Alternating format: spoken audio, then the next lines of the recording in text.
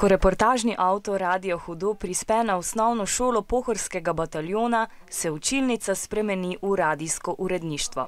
14 mladih hudih novinark je v nizkem štartu. Zbrali smo si temo tetoviranje, zbrali smo si jo pa zato, ker nas veliko v prihodnosti zanima, da bi se dali narediti tetovažo. V 4 urah je treba s pomočjo mentorjev pripraviti enourno oddajo Hudo.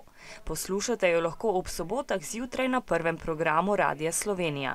Mlade novinarke morajo za oddajo posneti intervjuje, reportaže in ankete. Medtem ko prva skupina snema anketo, se druga pripravlja na intervju z zdravnikom in tetovarjem.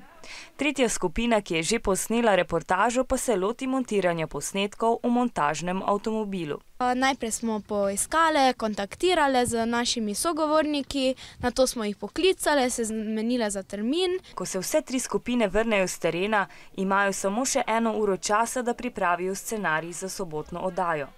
Čeprav je časovna stiska del novinarskega poklica, ga imajo mlade novinarke kljub temu rade. Delo novinarjev me zelo veseli, ker dela z ljudmi. To mi je zanimivo zaradi tega, ker pač lahko kaj poveš, pa tako da te slišijo na radiju sploh. Recimo, da si bolj pomembnega takega. In za 50 000 poslušalcev, ki so oddaji prisluhnili v soboto zjutraj, so res bile.